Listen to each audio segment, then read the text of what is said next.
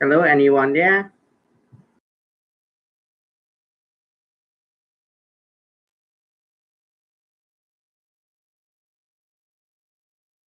Hello?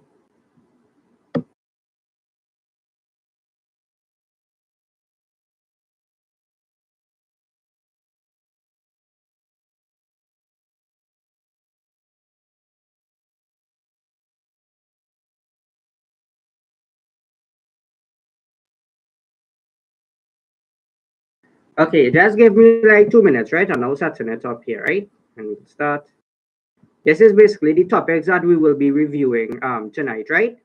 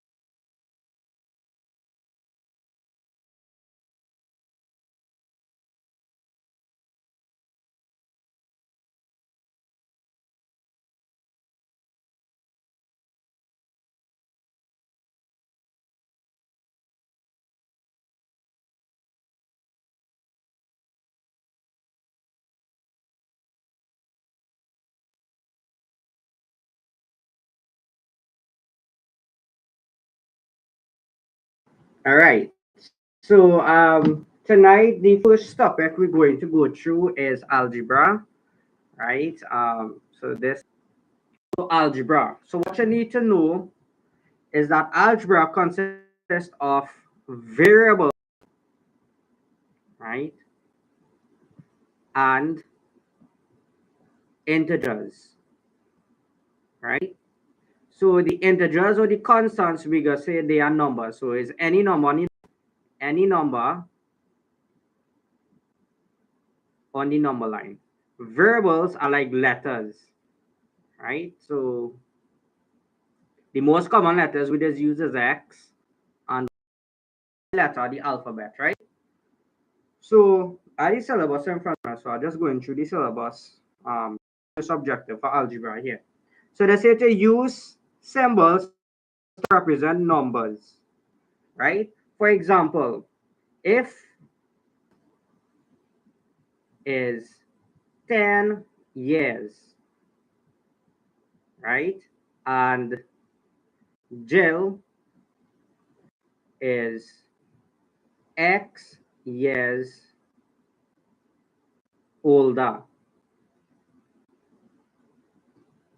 How old is Jill? I should put is Jill, right? Is Jill. So you gotta write this in terms of X, in terms of the variable X, right? So if we know Jack is 10 years and we know Jill is X years older, right, or more, we can say Jill is really 10 plus X in terms of the variable X. So that's like the first objective there, right? And next thing you all need to know is how to add and subtract numbers. For example, if you have 5 plus 2, I believe everybody knows how to add this. You will get 7, right? But if you have 5 plus -2, this will really be 5 minus 2, which is 3. Everybody know how to do that. However, if you have negative 5 minus 2, when you this comes like negative 5, you can write this as negative 5 plus negative 2. So you're basically adding numbers with the same sign. So there's a rule in maths that states you have to find the sum of the numbers. So the sum of 5 and 2 or 2 and 5 is 7. And you just keep the negative sign. Right? So you need to know how to add and subtract the numbers, right? I'll log in plenty or a little bit.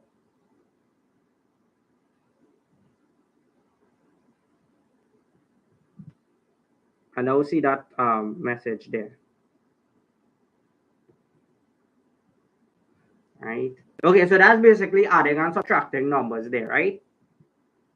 Some more examples will be like negative 10 plus 2. So the 2 is positive, but the 10 is negative. So you're adding a negative number and a positive number. So there's a rule in maths that say you find the difference between 10 and 2, which will be 8. And this answer will keep the sign of the larger number. 10 is larger and 10 is negative. So your final answer will be negative 8. Right?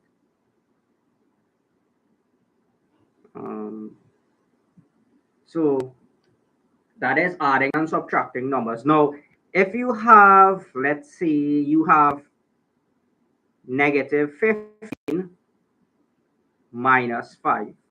This will be the same thing as negative 15 plus negative 5. So you're adding a negative number to a negative number. So you're adding two negative numbers. So if I need sum of the numbers, 15 and 5 will get you 20, and you keep the negative sign, which is, well, your answer will be negative 20. Right? And next thing you need to know is how to simplify algebraic expressions. For example, if you have 2x plus y plus x plus y squared, you need to combine the like terms, right? So you say the 2x plus the x will give you 3x. And the y plus the y squared, not possible, right? It's not possible because they have different powers. A lot of people go say, you will get 2y or 2y squared. No, you cannot add the 2y terms because they have different powers. So this will remain as plus y squared. And this will be your answer in the simplified form here, right? You hear me properly now? Yeah, if I'm logging in anybody device, just let me know. All right, good. Okay. Let me see.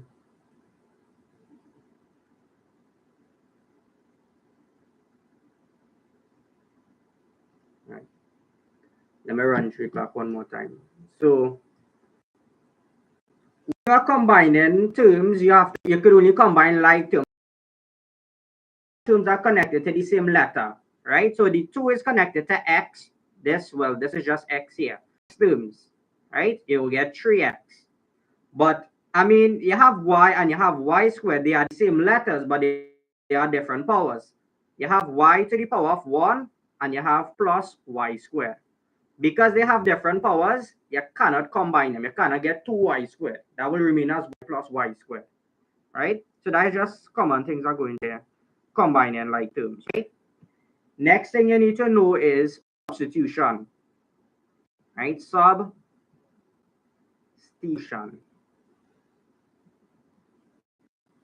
Right? For example, let me say a equation x plus y minus t. And I give it x to be equal 5, y to be equal to 20, and t to be equal to 2. The way to evaluate this expression here, what it will work out to be, right? All you do is you plug in these values x, y, and t into the expression. So replacing x with the number 5 put that in bracket. Put back your plus sign. What was y? Y was 20. Close your bracket. You put back your minus sign and you put in what was t. T was 2. You're given t as 2. You put the 2 there. So you say 5 plus 20 will be 25. 20 substitution. And I need to know how to do substitution, right? So that's very important to note. Right? So let me see what we could go through here now. They say this is May 2015. So I basically took questions from May 2015, May 2021, May 2022, and May 2023. So I took a whole year of the only whole year I really have is May 2015, right? Because I find the questions was a little more challenging back then, right? But I have majority are recent questions, right? Older years, right? Well, one of the older years, right? So they say given that a is equal to -1, find the value of this expression here. So I zoomed in there for you to see this clearly. Because when they do a substitution, is replace the letter with the number, put in bracket. You have a minus sign, and then you're putting, instead of B, you're putting the number 2. So you put 2. Instead of C, you're putting the -1. So you put back the plus, but instead of C, you're putting -1. Right? 4 minus 2 will simply be 2. And you could use a calculator for the paper too. If you have, I just put in a general formula here. X plus, this will be equal to X minus 1. The reason is we have a plus and a minus in the middle. A plus and a minus will be equivalent to a minus. Right? We'll simplify it to a minus. Right? And similarly, if you have X minus -y, a minus and a minus will be a plus. So you would have X plus y, basically. Right? Because the minus and the minus will turn into a plus. Right? So in this case, we have 4 minus 2, which will give us the 2, and we put in back the plus -1. Now, this plus and minus will give you a minus, right? So I could now write this as 2 minus 1. 2 minus 1 is simply 1. So the answer for this question is simply 1. Right? So that is question 2A. Now question 2A part 2. You have 2A to the power of B. So I'm going to write it bigger here. I'm going to put it in a different color so you wouldn't get confused with the previous solution. So we have 2A to the power of B. But A is 4 and B is 2. You don't care about C at the moment, right? You're not using C in this one. So you write back the number 2. Now instead of A, you're putting 4 because A was equal to 4. A is equal to 4. Instead of B, B is the power. Instead of B, you're putting the power of 2 because B is equal to 2. So in a case like this, you're going to have to work out what is 4 squared first. You're working out your brackets first. Right? So I'm going to write back the number 2 that we are using yet. And 4 to the power 2 going to be 16. Again, you could use a calculator in the exam for that.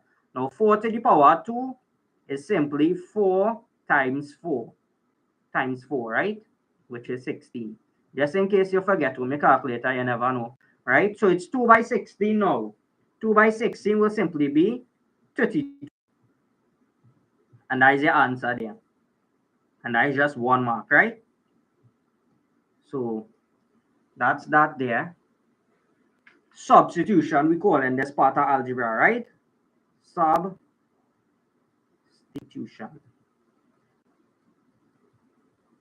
Right? Very important to note. Right? So that's that there. This is the answer here. This is the answer here. Right? Don't get confused. Again, if you have any questions, you could always put it in the chat, right? Now, let's say a bottle contains 500 milliliters of orange juice. I like to underline the key terms in a question, right? Write an expression for each of the following. The amount of juice left in the bottle after pouring out P milliliters, right? So if the bottle initially has 500 milliliters and you pour out, how much you're pouring out? P milliliters. You're taking out that. Then you had to subtract how much you're taking out from the original amount, right? So the original amount is 500. And how much you're pouring out? P. So minus P. So it's 500 minus P is your answer for this one here, right? Very important to know. That's the expression, right? The expression does not have an equal sign, but the equation has an equal sign, right? Very important to note. Let me see. Part 2, Q glasses, each containing R milliliters, right? So let's see, we talk this again. A bottle contains 500 milliliters of orange juice. Write an expression for each of the following. Q glasses, each containing R milliliters. Right? So we have the initial amount, 500. So if you have a glass and it containing R milliliters, right? Q glasses, right? So this is just a variable. We know how much glasses. So you have Q glasses. So Q glasses could be, you can have 2 glasses, right? You can have 3 glasses, or you can have 4 glasses. We know. So the total amount of glasses there, they simply be, well, the total amount, I should say, the total amount would be Q times R, right? That the amount of juice in Q amount of glasses, if you want to say, right? In Q amount of glasses, you have Q times R amount of juice, right? Amount of juice, right? So they say the amount of juice left in the bottle after pouring so much. Well, again, it's difference, right? You have to find the difference. So it's 500, the initial amount, minus Q times R, right? Let's say you poured Q times R amount of juice. You have to just take away that from the original amount, 500, right? So if you're confused about it, just replace the letter with a number and then read it over with the number in it, and you should understand it a little better, right? So if they say, then we put in a number. So they say the amount of juice left in the bottle after pouring out 6 glasses, each containing 5 milliliters, right? So you can say 6 times 5 will be the total amount of juice you're pouring out. Right? And let's say the original amount is 500, then 500 minus 6 by 5. 500 minus 50, right? Basically, that's how much you can be remaining with. Right? So part C, this is next part of algebra here. This C, write as a single fraction, as simply as possible. Right? So you have 2 fractions. The first thing that you had to look at here, you're adding 2 fractions, right? But you look at the denominator. The denominator is 3 and 5. 3 and 5 is 2 completely different numbers. So when you have two different numbers, for the denominator, you just have to find something called a LCM, a lowest common multiple, right? So if you write out your multiples of 3 and 5, now a lot of you all might be able to find the LCM thing, but I'm doing this for anybody who do not know. So 3 by 1 is 3, 3 by 2 is 6, 3 by 3 is 9, 3 by 4 is 12, 3 by 5 is 15, etc. This could keep going on and on. 5 by 1 is 5, 5 by 2 is 10, 5 by 3 is 15, 5 by 4 is 20, and this could keep going on and on and on and on. Right? As we can see, 15 is our lowest common multiple. Right? So we're going to have here 15. Right? So what you're going to do now is simply say this LCM you bring out here, which is 15 divided by this denominator of 2. So 15 divided by 3 is simply 5. You can put that on top here. And you have to multiply by the numerator, which is 2k times 2k. You repeat this procedure for the other fraction. But you put it back this here. This is a plus, and you put it back there. Now I say 15 divided by this denominator, 5. 15 divided by 5 is 3. Right? And you're multiplying by the numerator, which is basically 2 minus k. Right? Simple. That is how you get the numerator part there. Right? So what you're going to do now, you're going to do something called the distributive law. You're going to apply the distributive law here, where you're simply multiplying the term outside the bracket by the term inside the bracket, or each term inside the bracket. So you're going to say 5 times 2k will be k. Not so. Yeah. 5 times 2k. 5 times 2 is 10. Multiply k, we have 10k. Right? 3 by 2 will be 6. Right? So you can put plus 6. Now 3 by negative k will be negative 3k. This has to be all over the denominator of 15, the LCM of 15. Right? Again, I just went through combining like terms. So in this case, you could only combine the 10k and the negative 3k. A lot of people might say this is 10k and 3k, that will get 13k. No, that's not the case.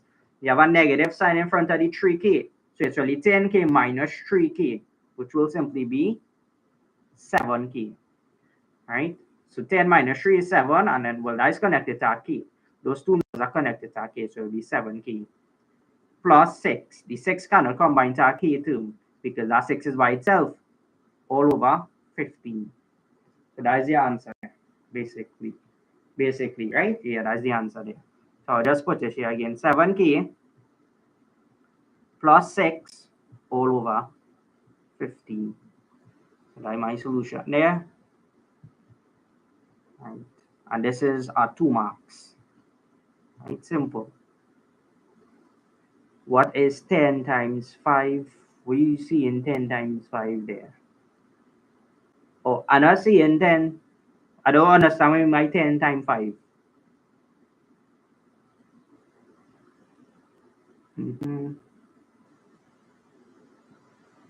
Yeah, I don't understand that.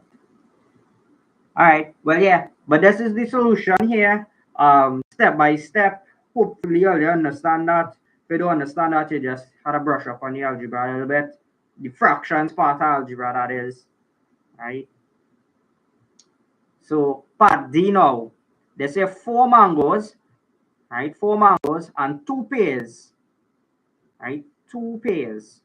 So, 4M and 2 pears, 2P, costs $24. So I don't know, that is an equation I could write here. So 4M plus 2P is equal to $24. So you buy 4 mangoes and 2 pears, and your total bill come up to $24. So 4M plus 2P is equal to 24. Now while 2 mangoes and 3 pears, this is our next deal now. 2 mangoes and 3 pears cost $16. Well, not our next deal, but our next buy, right? From the same person, I guess. Right? So you have 2 mangoes, 2M, plus 3 pears, 3P, and that's equal to 16. Nice. So this is our next equation that I get here. Right? So they say write a pair of simultaneous equation. You see how I write the equation right above the problem, right above the sentence? That is how you should attack a question. Right? So they say write a pair of simultaneous equation. So simultaneous equations, notice they say equations, right? That is 2 equations, like more than 1 equation. So simultaneous equations is really 2 equations, not 1, but 2 equations, right? And you just have 2 unknowns. 2 unknowns.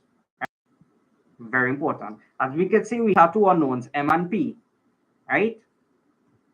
So write a pair of simultaneous equation, but they say in terms of X and Y to represent the above information. Well, that's easy, nothing can change.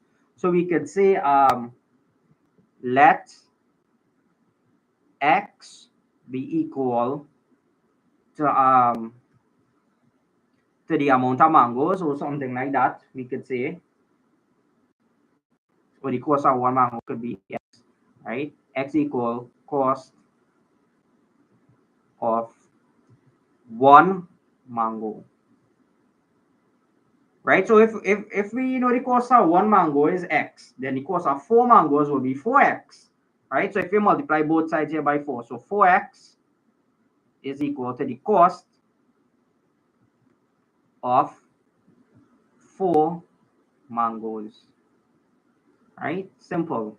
So that's like how we get in the 4x there. And let's say 2 pairs cost $24. So we could say let y be equal to the cost of one pair, right? So if you're buying 2 pairs, then that is 2y gonna be equal to the cost of 2 pairs, basically, right? So we had this and we had this. So it's basically the same equation right up there, right? So you get 4x plus 2y is equal to 24. And then below you have, instead of 2m plus 3p, you have 2x plus 3y is equal to 16. You could call this equation 1 and you could call this equation 2. Simple, right? So that's basically how you get the equations there. Go over which one, how I get the simultaneous equations or something. All right. Okay. Of one mango. Right, I don't answer that above there, one mango. And the cost, well, y represent the cost of one pair, basically, right? So that's basically it there for that question.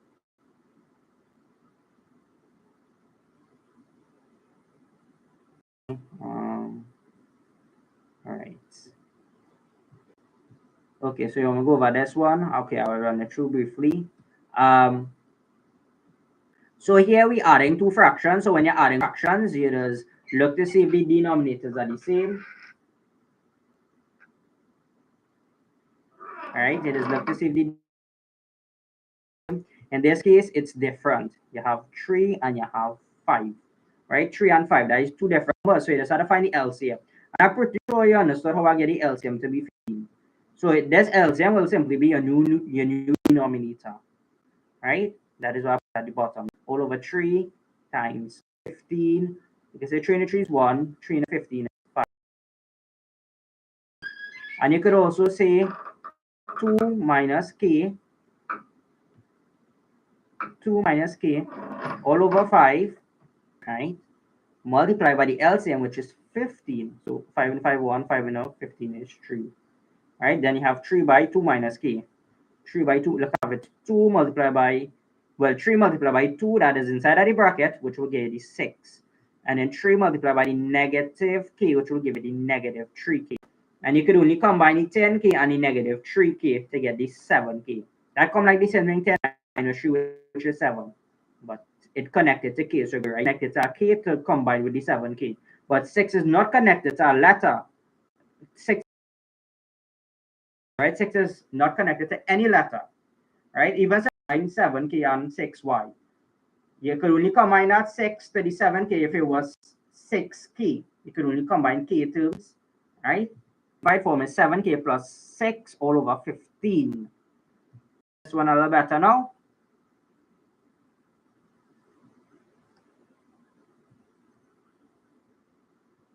All right. Okay, so simultaneous one. I would send the PDF to it after. So now we're going on to factorization. Factorizing, right? Factorizing, when you're factorizing, you're basically pulling out what is common to the two, right? In this case, you have, I'm going to write it over big a to the power of minus 12 multiplied by a. But You have two A terms here, right? You have, we could write, well, you could say you have a to the power of 3 and you have a to the power of 1. Right, to pull out the highest common factor there between a to the power 3 and a to the power 1, it will simply be the 1 to the lower power. A to the power 1 is the 2 to the lower power. So you can pull out a. You write a there. You will not pull out a to the power 3 because that's the higher power. Right, you pull out a. Since nothing else is common between these two terms, you will open your brackets. And now you will say a to the power of 3 divided by the term you pull out, which is a. Now this is a to the power 1, but we don't really write the power 1, we just write a. Law of indices here. The law of indices states that if you're dividing two terms with the same letters and they are different powers, you're subtracting the powers, right? Well, once you're dividing two terms with the same letter, the same base, you subtract the powers, right? So you have a to the power of 3 minus 1. 3 minus 1 is 2, so you have a to the power 2. So this answer here, you're going to put that inside the bracket here, a to the power 2. All I do is I divide this first term here by the factor that you pull out, right? So a cubed divided by a will give you a squared. Now, exam, you know how to do this extra work in here. I just put in it here for those who don't understand how I'm getting the answer inside the bracket, right? And you had a minus sign here, you go put it back there. Put a minus sign there. Then you say the second term, which is 12a, needs to be divided by the factor you pull out, which is a. If you have a divided by a, that will cancel off, and you can just remain with 12. So you're just putting 12 over here. Right? So a times a squared minus 12, and that is your answer right there. This is factorizing. You're pulling out what is common. Right? So pull out what is common. Then divide. Right? Basically. Very important to note. Right? Yeah, that's easy, right? Very easy. Right? That is factorizing. Now, this one, this is a quadratic. Why? How do I know it's a quadratic? Because this is of the form ax squared plus bx plus c, right? So that's how I know it's a quadratic expression. It's not an equation, it's an expression. If it was an equation, it would have an equal sign. They don't have an equal sign. So we don't have to solve for the value of x. We just have to simplify it, right? In a case like this, what you the first thing I go do, I go put brackets here. I go multiply the 2 by 3. 2 by 3 go give me 6. 6, right? And then I put in a second bracket below here. That should be equal to the middle term, which is really b, which is -5. Now I'm looking for two numbers. When multiply will give me the 6, and when added, those two same numbers must give me -5. Right? So this is a kind of trial and error method here, but it does always get through with it, right? So two numbers. So I could say -2 plus -3 could give me -5. And -2 multiplied by -3 could give me +6. Trial and error, right? So what you're going to do now, you're going to write back the 2x squared. That remain unchanged for now. You write back that. Replacing the -5x with the terms you have here. So you put -2x.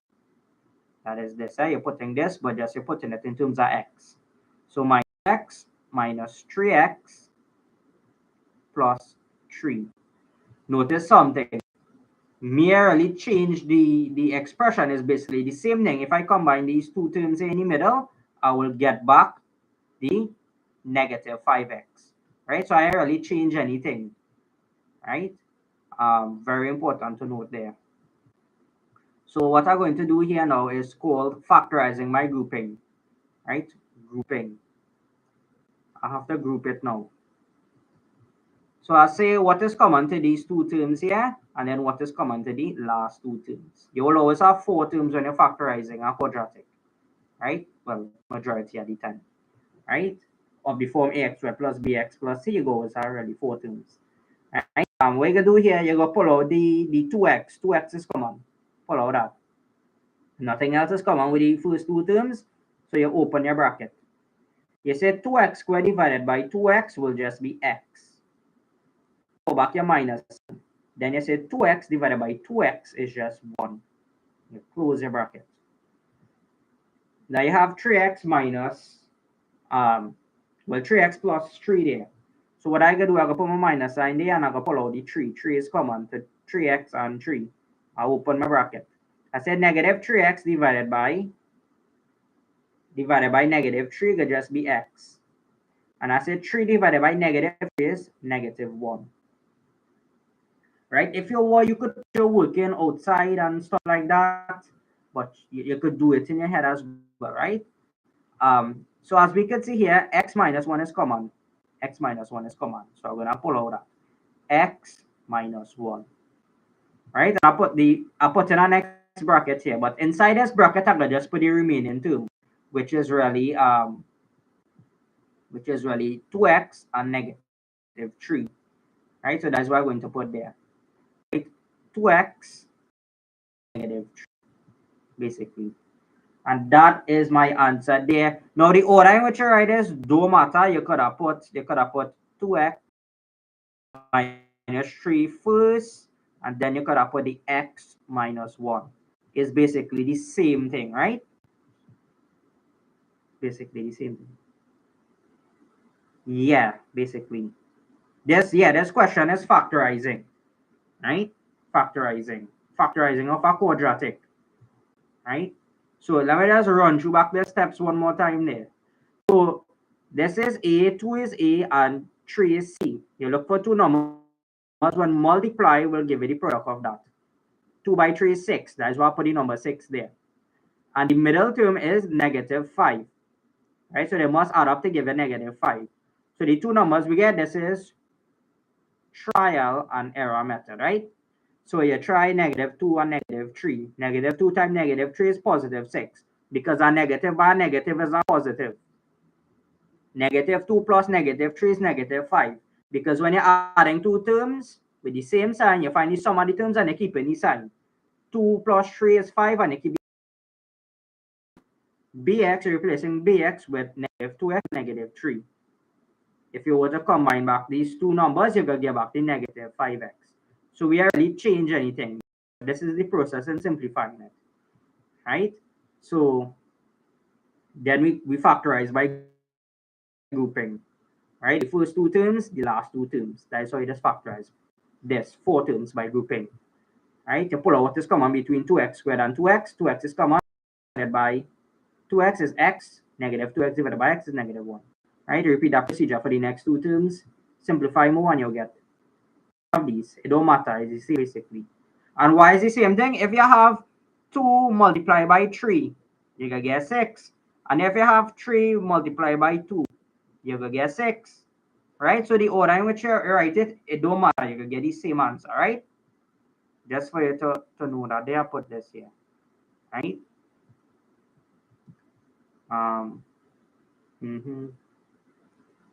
And so hopefully you're good with that there. We go on to the next one here now. So this we're gonna wrap up the algebra with this 2023 question here. Right? So they say to simplify 4 over 5x times 15x over 16. Right? So what you're gonna need to know is that 4 could go into 4 one time and 4 could go into 16 4 times. Right? The x at the bottom here can cancel x on top. 5 into 5 is 1. 5 into 15 is 3. So you end up with 1 times 3, which will be 3, divided by 1 times 4, which will just be 4. So you have 3 all over 4 as your answer there. Right? Very important to note. Right? You just break down that. Right?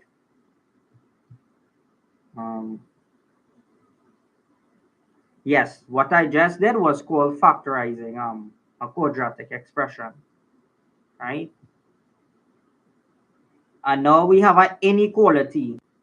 Inequality. right? So we have to solve this. So the variable we're dealing with is m. So we have to solve for m. What is m? Right? So in a case like this, I'm gonna write this as 12 minus 4m is less than equal to 5 minus 8m. Right? So what I'm gonna do, I'm gonna bring this negative 8m to the left hand side, and I'm gonna have 12 minus 4m plus 8m, and that is less than equal to 5. So what I'm going to do now is carry across this 12 to the right hand side. And now it will become negative 12. All right, and back the negative 4m here plus 8m, and that is less than equal to 5 minus 12. 4m, well, negative 4m plus 8m will simply be 4m. If you type in negative 4 plus 8 in the calculator, you can see you get positive 4. But we just put them back there because it was connected to m. The two numbers was connected to m. Put back your less than or equal sign. 5 minus 12 could be negative 1. Typing that out as well in the calculator. Right? Now this is 4m is less than equal to negative 7. So what you could do, divide both sides of the inequality by the number in front of m, which is really 4. You're dividing both sides by 4. So now 4m on the left hand side divided by 4, and then the negative 7 divided by 4. The 4 cancel off. You can just remain with it. That is less than equal to negative 7 all over 4, basically. So that's the answer for m. Is a range of values less than or equal to negative 7 over 4.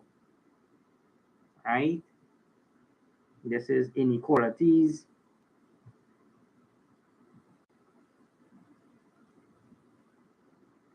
So this next part here, the city diagram below shows a compound shape L, M, and P, Q, R made from two rectangles. The lengths in the diagram, which are written in terms of x, are in centimeters. Right? So what we could do here, we could split this up. Right? We could split this up here. So if we know that this is x plus 3, this length is x plus 3, and we know that this is 3x, if we were to extend this line here, right, to join here, right, this entire line here would simply be equivalent to mn, which is 3x, right? And this is x plus 3. So we can determine this missing piece here, which is pq. Right? So pq will simply be the longer side, which is 3x, minus the shorter side, which is LR. And you got to put our entire thing in brackets. So x plus 3 inside the bracket. You got to distribute this negative sign, however, and multiply each term inside the bracket by the negative sign. So right back the 3x that we are dealing with yet. Well, this is negative 1 here. Negative 1 by x is negative x. Negative 1 by 3 is negative 3. So 3x minus x will simply be 2x. And put back the minus 3 there. So that is the length over here is really 2x minus 3. So that's how we get that in terms of x. Right? And the next one is RQ. Right? So up here it's 4x minus 5. That's the length LM. But we know this portion here, which is x plus 1. Right? So if we draw a dotted line going up there, this x plus 1 is like a portion of the 4x minus 5. So if we take the longer side, 4x minus 5, and we minus the x plus 1 from it, we can get the missing side, which is RQ. Right? So RQ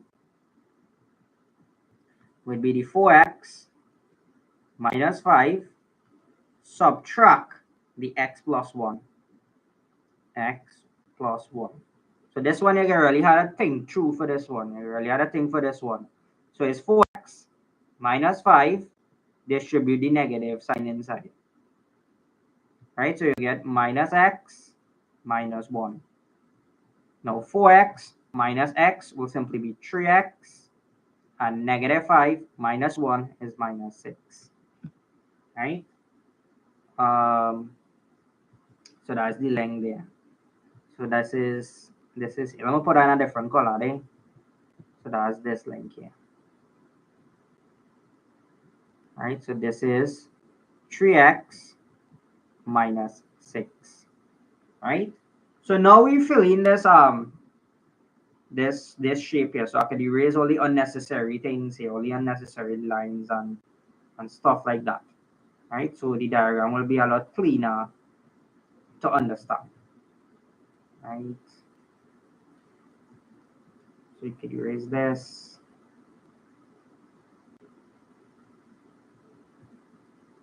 Right. So what does it say? They say to find an expression in terms of x for the length PQ. We already find that is 2x minus 3, and this is the solution here for that PQ, and here is the solution for RQ, and I should ask for RQ as well, right? Let's say RQ. So we get RQ to simply be 3x minus 6, right? Simple. Okay. So we scroll down here now. So they say given that the total area of the shape is 414 centimeters squared, show this, right? So we gotta get area, basically. Now we was dealing with two rectangles, right? Dealing with two rectangles. So what I could do, I could write it back like this. Now we have to get area of this rectangle here. So that could simply be 2x minus 3 multiplied by x plus 1. That's the area for this part here that I shade. And then the area for the top region here, which I'm going to shade in red, would simply be 4x minus 5 multiplied by x plus 3, right? Length by width. This is the, when I length, this is the width, right? Similarly is x plus 1 multiplied by 2x minus 3, right? So I'm gonna take these expressions now and I'm gonna put it down here, right? So I write it back here. Let's see. So it's 4x minus 5 multiplied by x plus 3, right? I'm gonna just scroll back just to verify that, right? 4x minus 5 times x plus 3, and then the bottom part there, 2x minus 3 times x plus 1, right? Yes, so we're gonna put that down here now. So the total here, I gotta add the product of 2x minus 3 multiplied by x plus 1. Given that the total area of the shape is this, show that we get this equation. So the total area must be equal to 440, basically. Right? Let me see. So we could do this is a lot of work in here. Right? So you say 4x times x will give you 4x squared, and then you say 4x multiplied by 3, which will give you 12x, because 4 by 3 is 12, and then put the x there. Now negative 5 by x will be negative 5x. Negative 5 by 3 is negative 15. Plus 2x by x will simply be 2x squared, and 2x by 1 will simply be plus 2x. right? Negative 3 by x will be negative 3x, right? And negative 3 by 1 will be negative 3. That is equal to 414. So what we had to do here now is combine our like terms, right? And I went through what is like terms before. So we connect them, we combine them with x squared terms. So 4x squared and 2x squared will give us 6x squared, right? And the x terms now. So 12x minus 5x and 2x minus 3x. Now 12x minus 5x will simply be 7x. 12x minus 5x will be 7x. All right, in this in parts. And 2 minus 3 is minus 1 minus x, right?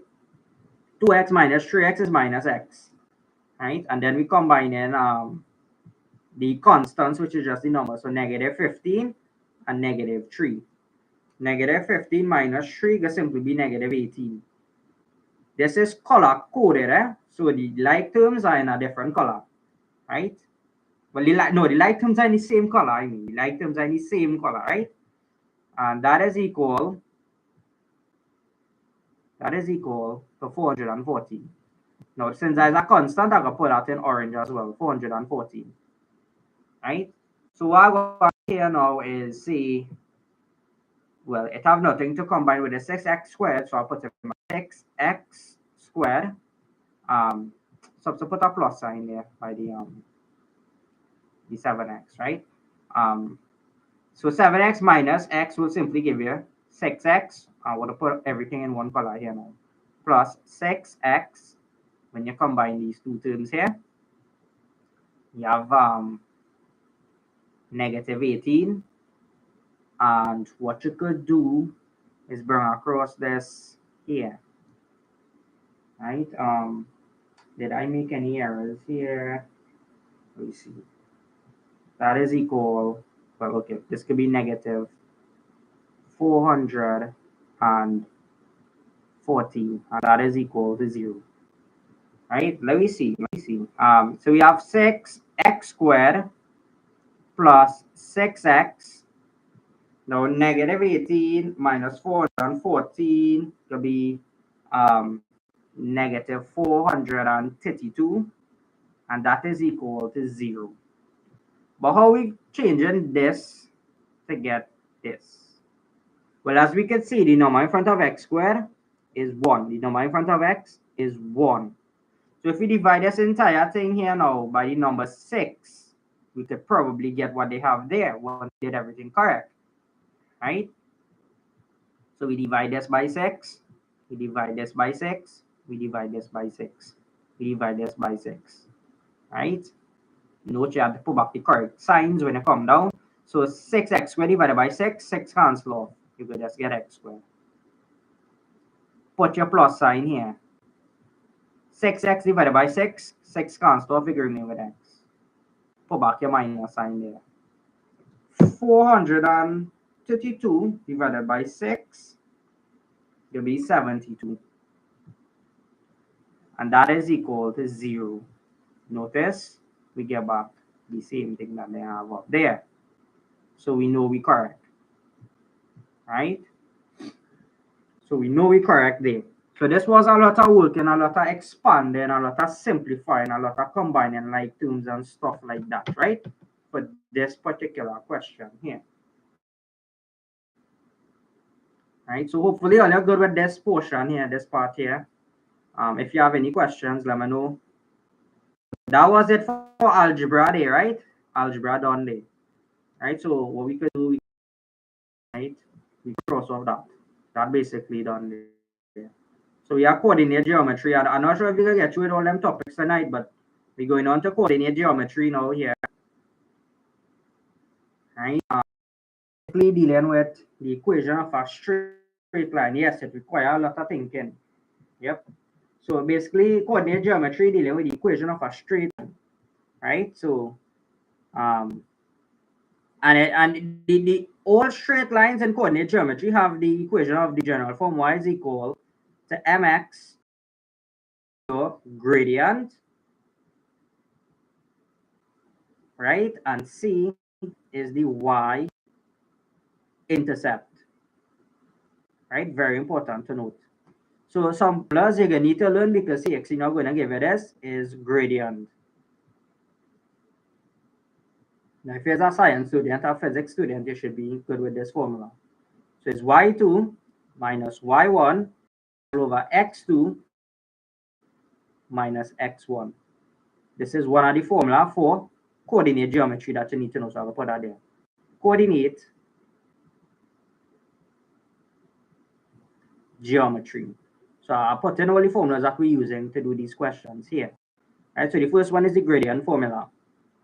Right. The next one is the equation of a straight line. Equation of line plus C. Now you need to know the midpoint of a line thing as well, but line. For example, if you have a straight line, a point A here and a point B here, but again, this middle point, this center point M over here, right? Put better M. Well, taking the first point as x1, y1, and you're taking the second point as x2, y2. The formula for the midpoint of a line is basically x1 plus x2 divided by 2 and y1 plus y2 divided by 2. Similarly, again, x2, y2, x1, y1, all kind of thing from the line, points on the line, right? This is point B, this is point A, right? And the length of a line, right? I didn't see the axis in a good while, but the formula is the square root of x2 minus x1 squared plus y2 minus y1 squared. So this is the important formulas you're going to need to know for this topic. So as we go through the questions, any more formulas we get, I will just input it over here, right? X plus 2y is equal to 10. Again, you need to write this of the form y is equal to mx plus c, because it's not given in that form. Right now, the line 2 passes through the point 0, negative 5. That's right here. And it's perpendicular to line 1. What does that mean is that they intersect at a 90-degree angle. This over here is a 90 degrees. Right? They say express the equation of line 1 in the form y is equal to x plus c. So if you have the equation, let's say is x plus 2y is equal to 10. And you gotta rewrite this in this form here that they give you. You really do it, you had to solve for y. You basically had to make y the subject of the formula. So what you gotta do, you gotta take this x and carry it across to the right hand side there. Right? So what you're gonna remain with is y is equal to negative x plus 10. But you still have a number 2 in front of y, but you just want y alone on the left hand side. So now you gotta carry across this 2 to the right hand side. And you gotta divide each term on the right hand side by that number 2 you carry across. So y is equal to negative x all over 2 plus 10 all over 2. Don't forget, when you carry across that 2, you have to divide each of the term on the right hand side by that number 2. Right? So this could simplify. So y is equal to negative x all over 2 plus 5. Right?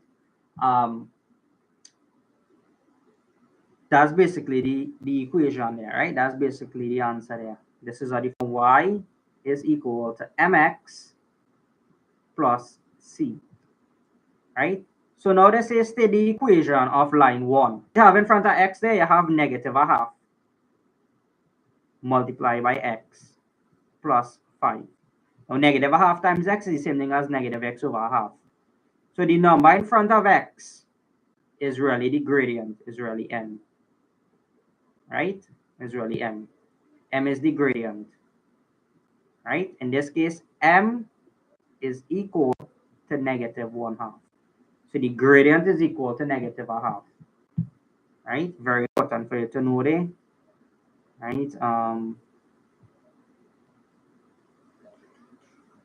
Let me see what else it has. So they say hence determine the equation of line 2. So we don't know the equation on line 2. All right, so we got to input on it here in we formula sheet. That is perpendicular lines, perpendicular lines, right? The gradients of line 1 multiplied by 1, right? This is a rule here, right? Where m1 is gradient of 1 and m2 is the gradient 2, right? Perpendicular lines, this formula here, right? So we know the gradient for line 1. We know that m1 is equal to -1/2. We don't know m2, which is the gradient. m1 multiplied by m2 would be equal to -1. So we have m1 is -1/2, multiply m2 would be equal to -1. So what we had to multiply -1/2 by to get -1, we have to multiply -1/2 by 2 to get -1. We know that m2, this is how the solve for it, is equal to -1 divided, when you carry across is -1/2 to the right hand side, divided by -1, flip the fraction, you have 2 over -1.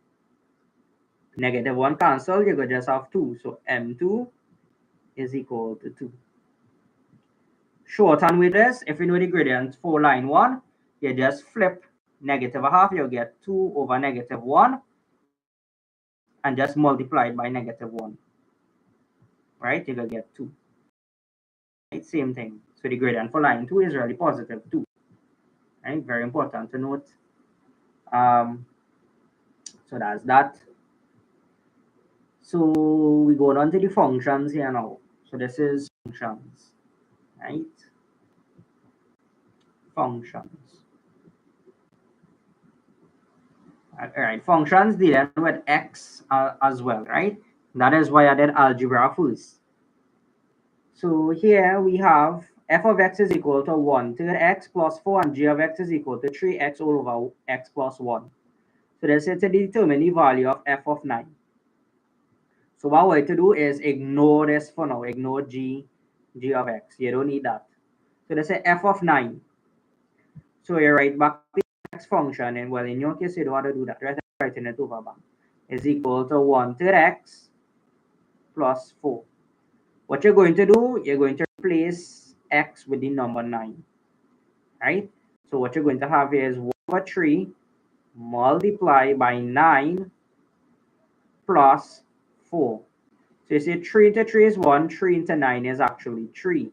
So what you end up with there is 1/3 is 3 plus 4. 3 plus 4 would simply be 7. 7.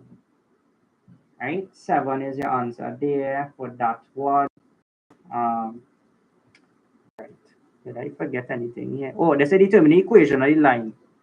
Oh, if we know the gradient is 2, right? Remember the equation of the line is y is equal to mx plus c. So we have m is equal to 2. The y-intercept back here, the y-intercept is where the straight line cuts the y-axis. This is your y-axis here, the vertical line. The line that goes up, down is the y-axis. The line that does go horizontal is your x-axis. We don't care about the x-axis now, we just care about the y.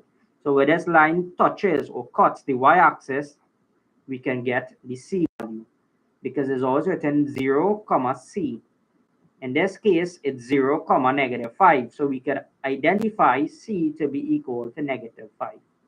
It's really the y value at which the straight line is cut the y-axis. So C is -5. So if you know C is -5 and M is equal to 2, then Y is equal to 2x minus 5.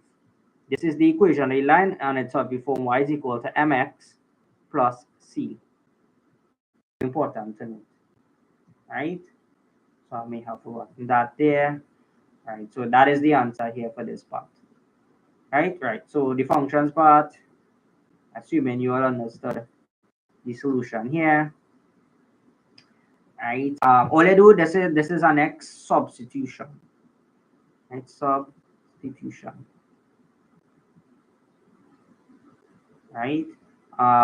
So I gotta erase this now because we might need that g of x to do this next part here. Right. So they say the find value of f g of -3. So we have f g of -3. So in this case, you're going to have to work out what is g of -3 is. Right? So what I'm going to do here is find g of -3. And I'm finding g of -3 the same way I find f of 9. I'm looking at the g function and I'm replacing x with the number -3. So right, but it was 3x, so now we're going to be 3 by -3. Divided by x plus 1, but it's x is -3, so it's -3 plus 1. 3 by -3 is -9, and -3 plus 1 will be -2, right? Yeah, so this will work out to be +9 all over 2. Reason being is the negative sign is cancel off, right? So, but that is g of -3. So now you can replace that g of, well, f g of -3 with 9 over 2. So write back the f. Instead of g of -3, you're going to replace that with 9 all over 2. Because we know g of -3 is actually equal to 9 all over 2. So you can just replace it with 9 over 2. So now you really have to find f of 9 over 2. F of 9 all over 2. All you're really doing here is substituting. Substituting. Right? You're replacing the letters with the numbers.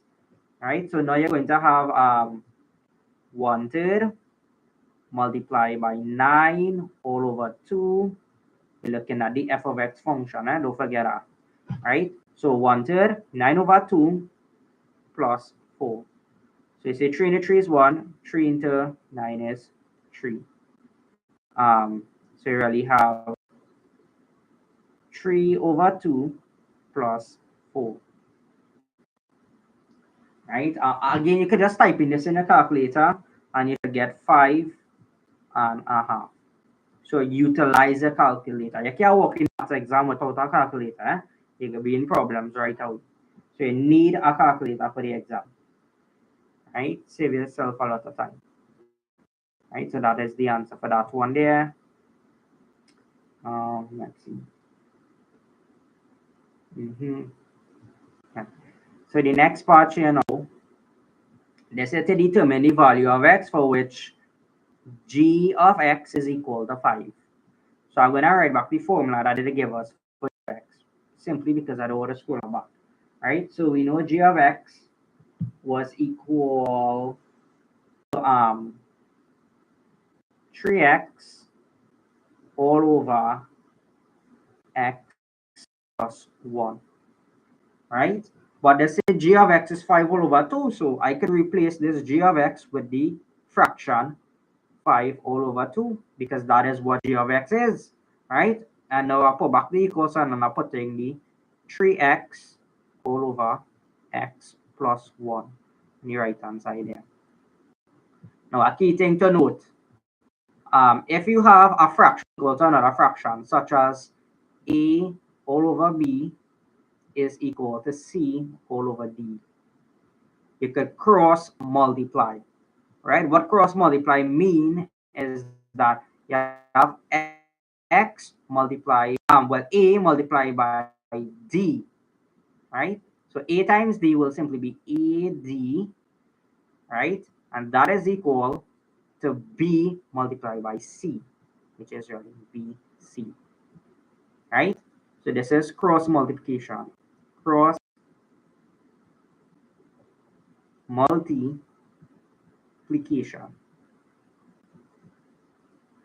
right? Very important to note, right? So that's what we're going to do here. We're going to cross multiply.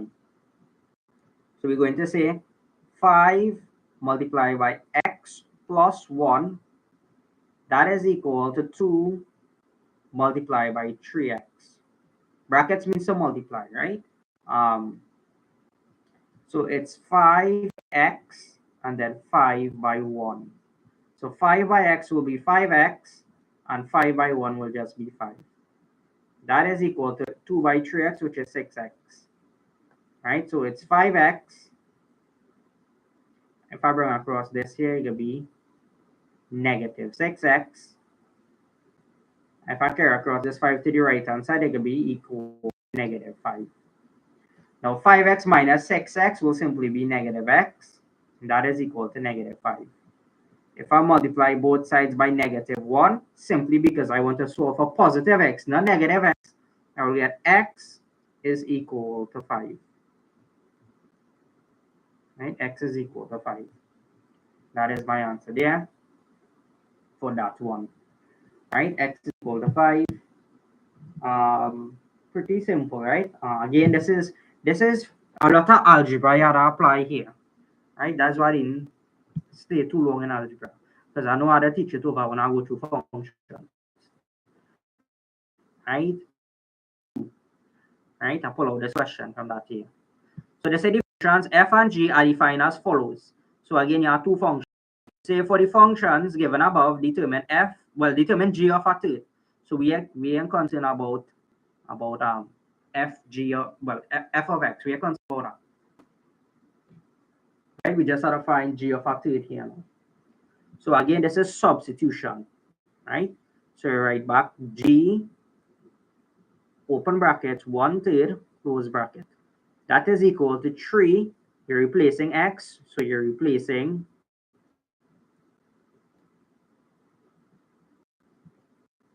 x with 1/3, right? That is for this question, right? So instead of 3x, you're writing 3 times 1/3 minus, this will be 1 minus 1. 1 minus 1 is 0, right? So g of 1/3 is actually equal to 0, right? Very important to note, and that is 1 mark, right? Let's see. Next part here now. Let's say f inverse of negative 3. Okay. In a case like this, I got a whole inverse of a function. No, right? So writing back the function f of x, and that is equal to 5x plus 7. So there are certain steps here you just have to do.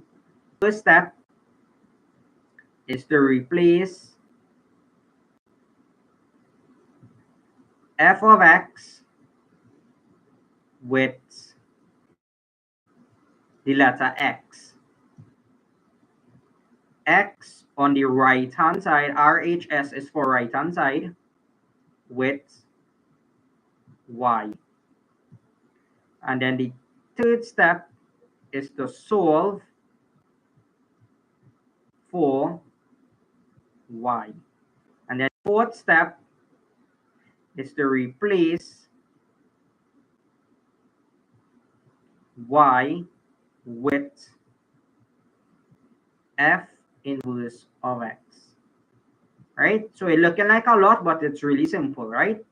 So this is easy marks. If they bring this, well, they would most likely will bring this, right? So this is easy marks.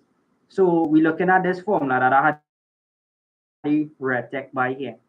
So replace this f of x with x. So I'm going to put that over here. So write in x, and that is equal to 5x plus 7. But instead of x, I'm going to replace x with y. 5y plus 7. So apply step 1 one shot. Now step 3, to solve for y. So this is the same as 5y plus 7 is equal to x. So 5y is equal to x minus 7. Therefore, y is equal to x minus 7 all over 5. The last step is to replace y with f inverse of x.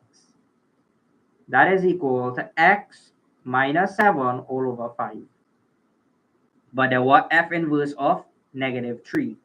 So I write an f inverse of negative 3.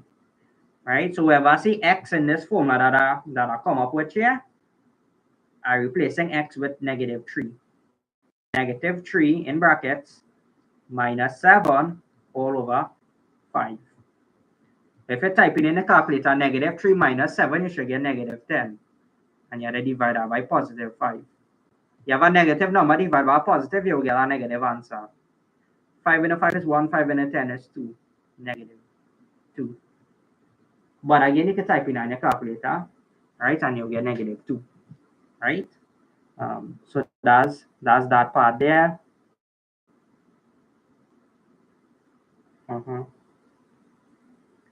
I did put x for 3. Because this is negative 3. You have a minus sign in front of the 3 and not positive 3, right?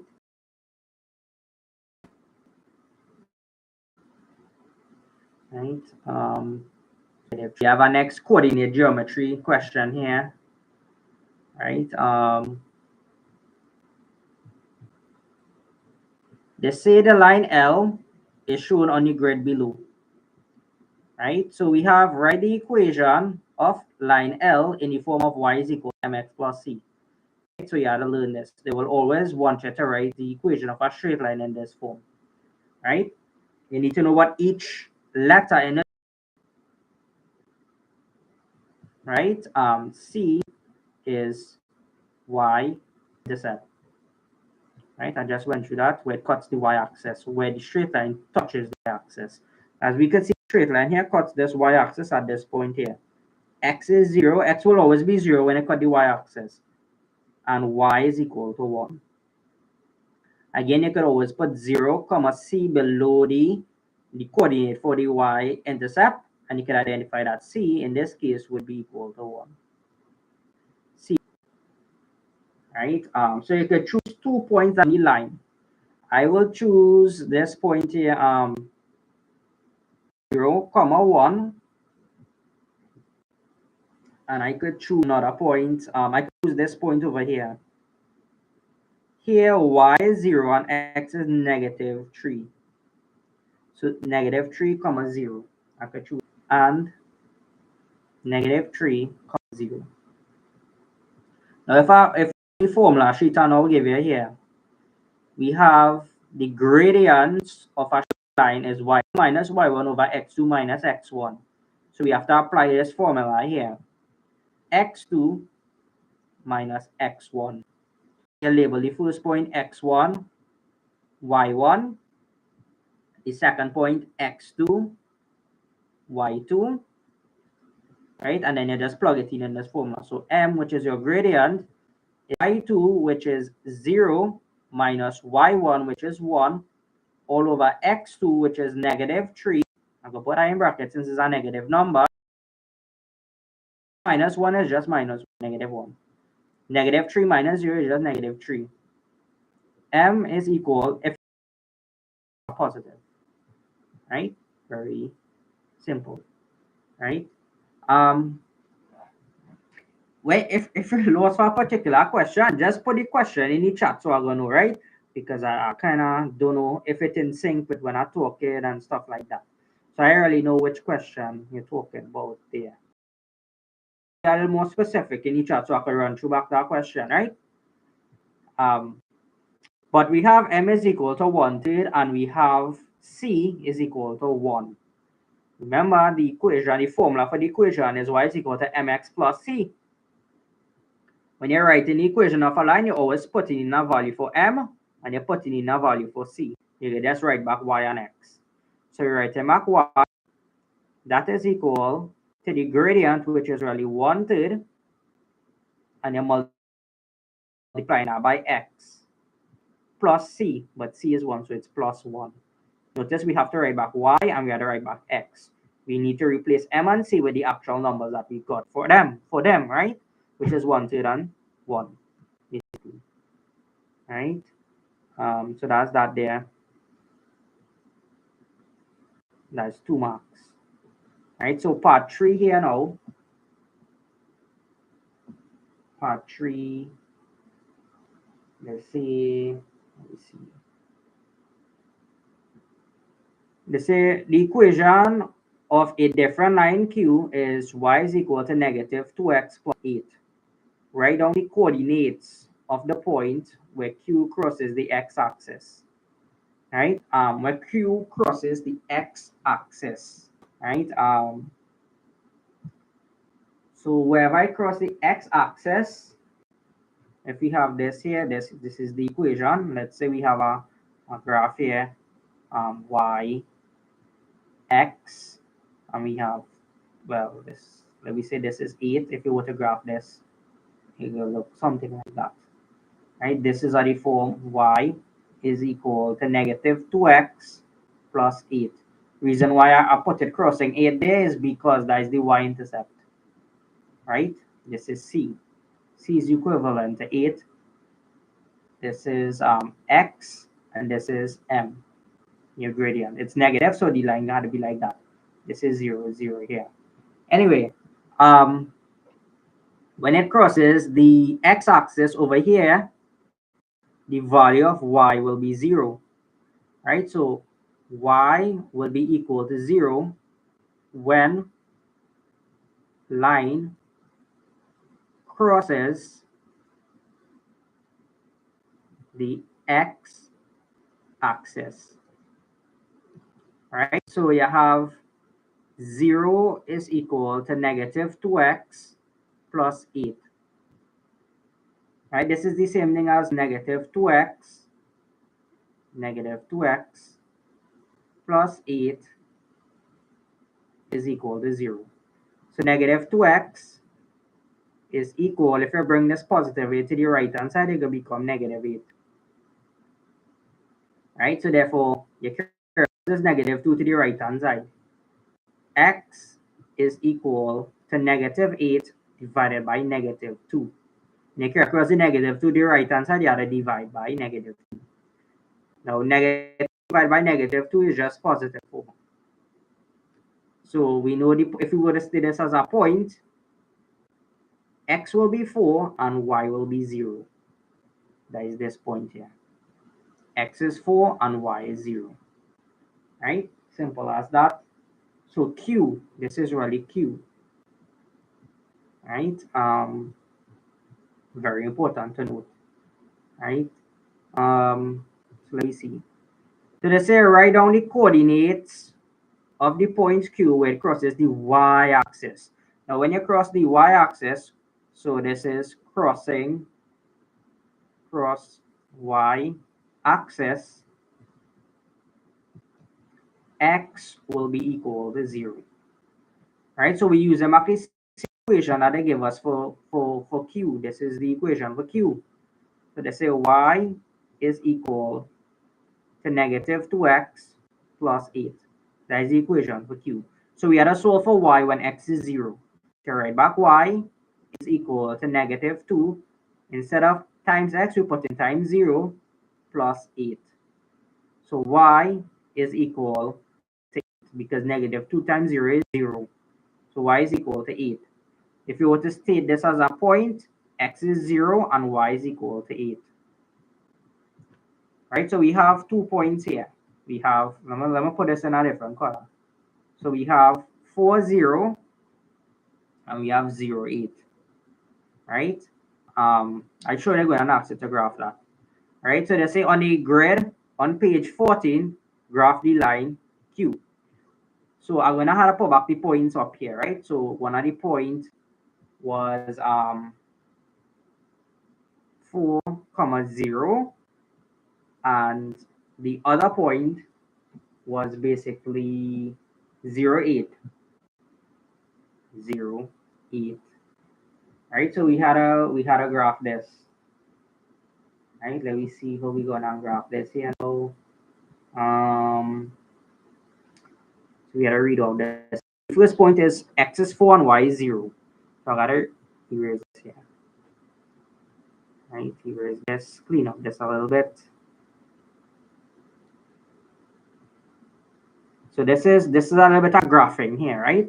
So this is whenever I state in a point, x is always stated first and then y. So x, y. Similarly, 0, 8. X is 0 and y is 8. So we focusing on the first point here, which is 4, 0.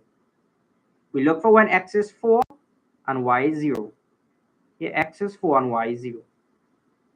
We look for when x is 0. This is the second point. X is 0 and y is 8. So x is 0 would be here and then go up until y is equal to 8, which is like here. Right? So that is 0, 8. Now I can just remove this line. Right? Now I had to connect these 2 points. Now I freehanded this, so it's going to be like a straight line. Right? But you gotta use your ruler when you're doing this in school. Right? So that looking like a curve, but it's supposed to be a straight line, right? But you get the idea there. Let's try it back one more time. Right? So this is that.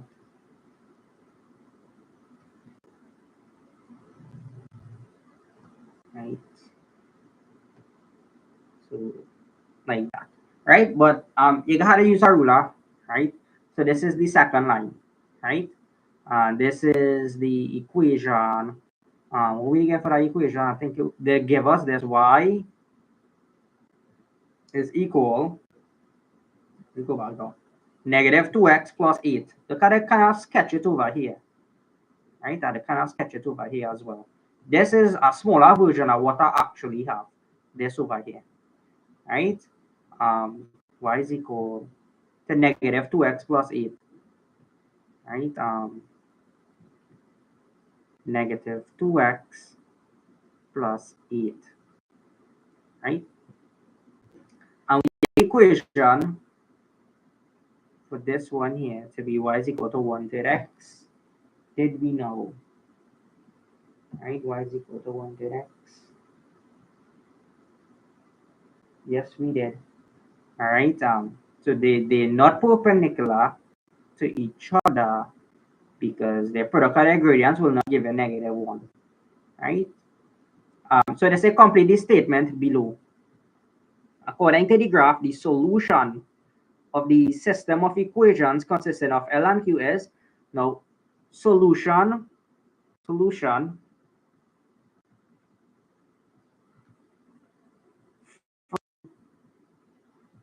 intersecting lines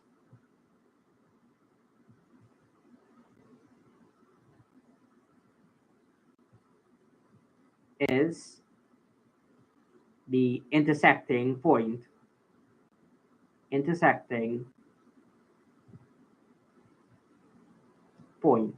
Like where they intersect, right? Where the 2 lines meet.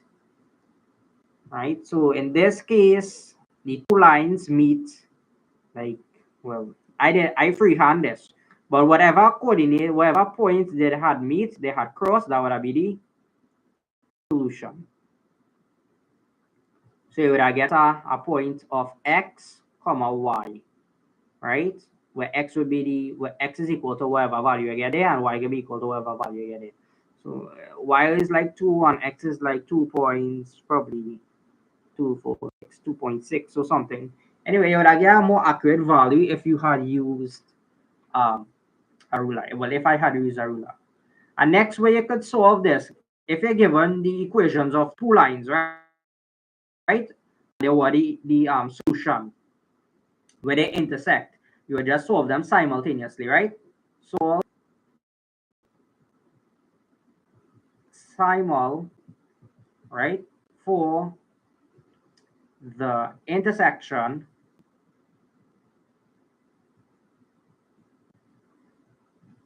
of two lines, right? Very, very important. Well, we have the equation, the two lines, right? We have this one here, which is y is equal to 1 to the x plus 1. Solve these two equations simultaneously, we will get point of intersection, which is the solution, right? Very important to know. We go down again. So that's that for that, right? That is it for that one there. So relations, right? So reach nearly, well, we kind of pass halfway there, right? So we didn't take too long again to finish this in a bit. So let's say complete the table for the function y is equal to negative x squared plus x plus 7. So you have to fill out the table here, and this is for 2 marks, right? So again, this is substitution. When you're dealing with a relation function, that's really algebra. Substitution, making subject of formula, them kind of thing, right? So here we have x is equal to negative 3. How we gain y? Where's this value here? Well, you just plug in negative 3 into the function there, right? So we have y is equal, this is minus x squared, so it's minus negative 3 squared plus negative 3 plus 7, right? So it's minus 9 minus 3 plus 7. I will not try to work out this in my head. I will use my calculator in the exam to save my time and to minimize errors, right? I will get negative 5 there. Negative 5, right? Negative 5. Because I show students going to make mistake with the signs, and it's easier to just plug it in the calculator. So you get negative 5, right? To minimize the error, right? This next one is x is equal to negative 1. You go plug. So you know how y is equal to minus, open bracket, you're putting what is x. X is negative 1. But you have to square this because it's negative x squared plus x is negative 1 plus 7. So y is equal, you put your minus sign there. Now negative 1 squared is positive 1. Plus negative 1 plus 7, right? So plus negative 1 plus 7. Typing this in the calculator, we'll simply say negative 1 minus 1 plus 7. I know this will be 5, but I'm just going to type it in still. Negative 1 plus negative 1 plus 7. So I guess while I'm doing this, you should try to use the calculator and make sure you get the same answer as me, right? So you wouldn't, so you're going to know how to use the calculator properly, right? Positive 5. To work out the rest, a similar method, you just plug in the value. You plug in x is 1, you plug in x is 3, and you should get 7 and 1, right? Me, I'll go through all of that for that, right? 7 and 1 there. So we're scrolling down. So they say on the graph below, draw this. Or in other words, plot this, right? Did they give us any points here? No, they didn't. So we gotta go back and forth from that table there, right? So the first point could be negative 3, negative 5. So x is negative 3, which is here, and negative 5 could be like down here, right? If you look at the table here, I could probably try to zoom out. Then it could be hard for me to see. Right? But let me see. Right, so the first point is negative 3, negative 5. We plot that, right? The next point is negative 2, positive 1. So x is negative 2, y is positive 1. That will be like here, right? The next point is x is negative 1 and y is positive 5. Negative 1, positive 5 will be like that, right? This is negative 1. You go up until you reach the positive 5, which is there. They both meet this point here. That's how we get the point, right? That's reading of the point. just in case you didn't know to read the point or how I get that. That's how I get it, right? 0, 7. X is 0 and y is 7.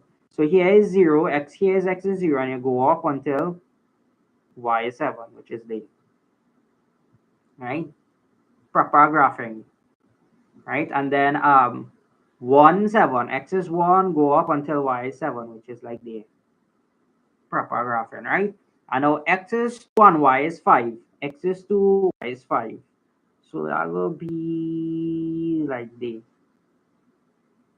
Right? Obviously, you go draw your points better in the exam. Right? And the next one, put 1, 7. And just circling one, I'll do it one time. I'll put 2, 5. 3, 1. X is 3 and y is 1. I'll put it here. Right? Circle that and get rid of that. And 4, negative 5. X is 4, y is negative 5. So that will be like down here. Right? Down here.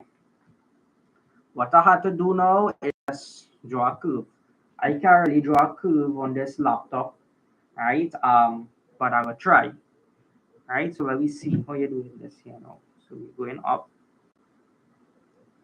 Right? So let me see. No, I can't draw that curve there.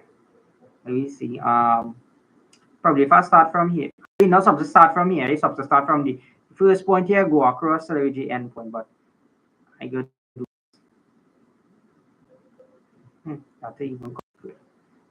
Let me see.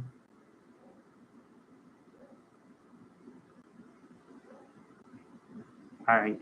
Well, it was coming out good until the end here, right? But we go work with that. And then come down here like that. Like that. Right? So that is no best there, but that is a curve, right? We could put the equation here. Y is equal to negative x squared plus x plus 7. Right? That is the equation on the curve there. Right? Let me see. So increase the zoom there. Right. We go on to the next part. They say write down the coordinates for the maximum / minimum point of the curve. Right? So write down the right. It will just be, let me see. Go back up.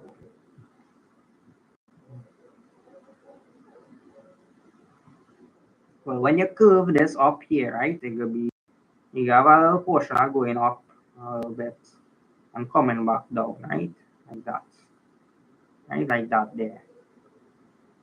Not so solid, but something like that. And if you come down there, it could be like this, right? This particular point here, I'm gonna put in red. This point over here gonna be the max, right? Which is really let me try to draw it a little better for you. I don't want to erase the whole graph. I can't do that anyway. You leave that so. Right? Come down quick. Right. Mess up the graph. Anyway, if you come down here, there's x value actually between 0 and 1 in the middle. So that will be 0.5. And if you read going across, this could be like 7.2. 7.2. Something around, it depends on how you plot your graph, right? But it's around this value 0.5, 7.2. That is the max point here upon the graph, right? We will call that 0.5, 7.2.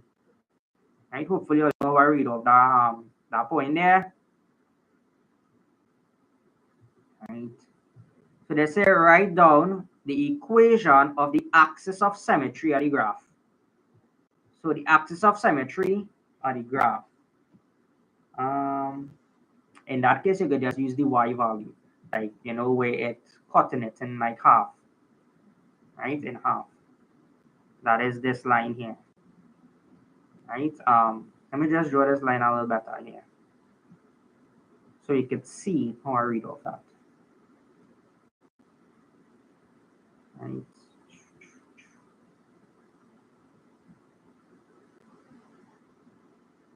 Drawing this line coming down here now. Exactly here. Very precise. Right? So here gonna be 0.5. Right? If I were to give this line an equation, if I were to identify this line in an equation for this could be x is equal to 0.5. It's a vertical line. Line goes up and down. Right? So the equation of the axis of symmetry is x is equal to 0.5. Basically. Very, very important to note. Let me see. So they say use a graph to find the solutions of the equations. This, right? So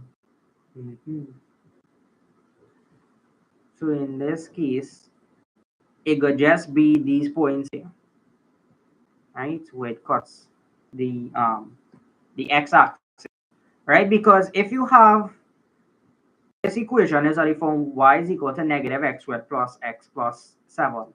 If you have y is equal to 0, that is basically this line here, this red line, this horizontal red line, which it cuts that x-axis there, or that line y is equal to 0, gonna be your solution.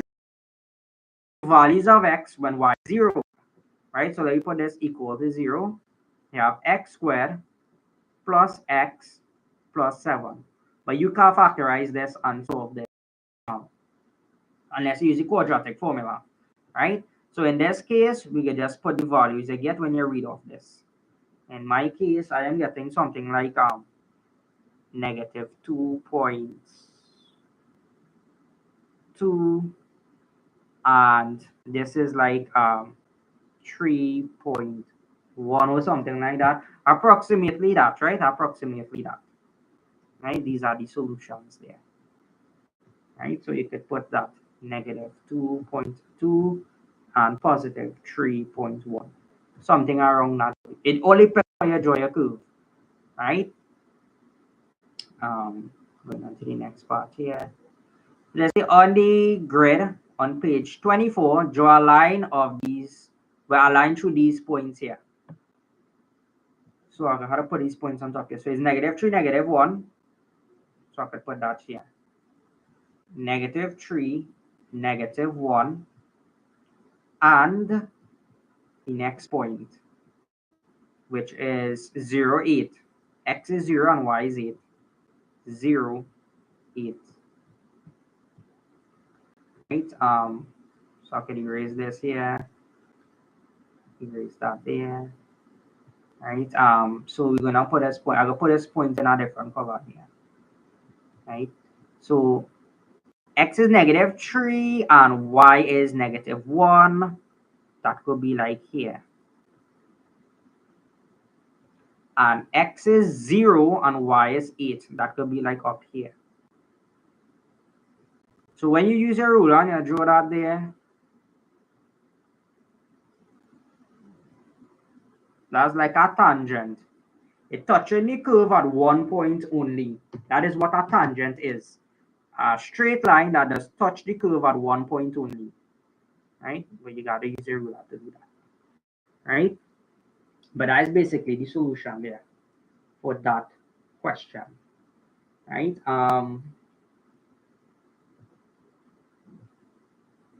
So we plot the straight line. Now let's say determine the equation of this line in the form y is equal to mx plus c. And that this point here, when x is equal to 0, y is equal to 8. This is your y-intercept. So c is equal to 8. It cuts the y-axis at 8. So c is equal to 8. Very important. Right? If you don't understand this, just review the topic coordinate geometry. Right? A little video on that. If you need it, just let me know.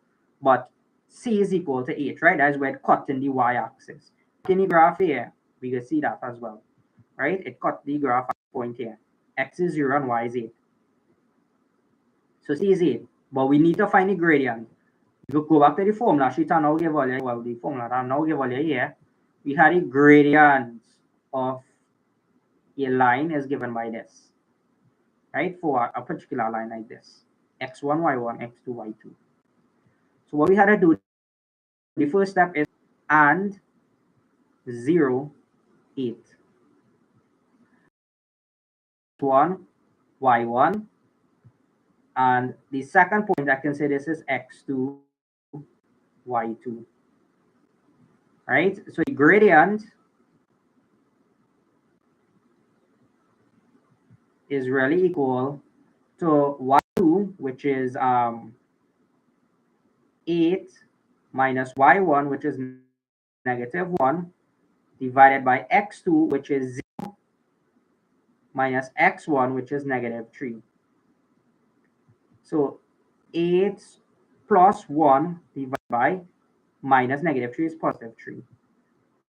8 plus 1 is 9 all over 3. 3 into 3 is 1. 3 into 9 is 3. So I could put 3 there. That is m. The gradient is m. Right? In this case, this is m. This is 3 and c is 8. Right? So therefore, your equation for the line is y is equal to 3x plus 8. That is the answer there. Right? Very important to note. Let's see. So we have this question here. Let's see, is that, and then the Pythagoras theorem. So we can just finish off with this, equations and quadratics, right? And I could probably do that one next time. We'll see. This question is very important to understand, right? So they say, right, f of x is equal to 3x squared minus 5x plus, right, to be determined. So what you're going to do for B part 1, x minus h squared plus k be equal to x squared minus 5x plus 1. You need to identify what is a, h, and k. Before you do that, you got a multiply by, if you have x minus h minus h, right? X by x is x squared. X by negative h is negative x. H. A lot of people get confused about this. It's just basic algebra. So it's x squared minus 2xh squared. Shorthand way to do this. You say you square the first term, x. If you square x, you just get x squared. Right? Negative h by positive x will be negative xh, and then you multiply that by 2 because yeah, the power is 2. Right? So you get minus 2xh, and then you square last term, h. You will get plus h squared. Right? And then you put back plus k, and that should be equal to the 3x squared minus 5x plus 1. Right? So what you need to do here now is simply say a times x squared will be a x squared, and a by hx. I can write it like that with the x to remain outside now. With the x to be written like, and that is equal to 3x squared plus 1. In a case like this, you're going to equate your like terms. Equate like terms. Now, you need to understand what is like terms. I believe I went through that just now. So like terms are terms that are connected to the same variable. Left hand side is just a. On the right hand side is 3x squared. On the left hand side is ax squared, right? But on the right hand side is 3x squared. So the number in front of x squared on the right hand side is 3. The simply by equating the like terms on both sides, right? Now the term that is in front of x on the left hand side is negative 2ah. That is, we're just writing what is in front of x, and negative 2ah. That is equal to what is in front of x on your right hand side, which is just negative 5. Right? So if we solve for h here, h is equal to negative 5 all over negative 2a. So it's negative 5 all over negative 2 by a, but 1 cancel off. So you get 5 all over 6. Right? 5 all over 6. That is 8. So I can put that here. H is equal to 5 all over 6. Right? You can also do the equating square form. Nothing wrong with that. Then here, constant that is not connected to an x term is h squared plus k. The constant on the right hand side is just 1. Okay? So we can simply say now h squared plus k is equal to 1. But we know where's h and we know where's a. So k is equal to 1 minus a h squared. Again, you do a substitution. K is equal to 1 minus what was a is 3. Let's h with 5 all over 6. 5 all over 6. And your square is. So k is equal to 1 minus 3 by 5 over 6 squared. You square the top number, 5. 5 squared is 25. All over the bottom number squared. 6 squared is 36. Right? So 3 into 3 is 1. 3 into 36 could be 12. So k is equal to 1 minus 25 all over 12. Now if you type in that in the calculator, you get k to be equal, so let me see, 1 minus 25 all over 12. I'm getting negative 1 and 1 over 12, negative 1 and 1 over 12. Again, use a calculator. This is really equivalent to negative 13 all over 12. That is k. So we have a, we have h, we have a. So what we can do, we can now plug it in back here. So a is 3 times x minus what is h? We did get h to be 5 all over 6. So 5 all over 6, and we had a square that. Plus k, but we did get k to be negative 13 over 12. So minus 13 all over 12. So you find a, h, and k, and then you plug it in back in the formula, and this is the answer you would get. Right? Pretty simple.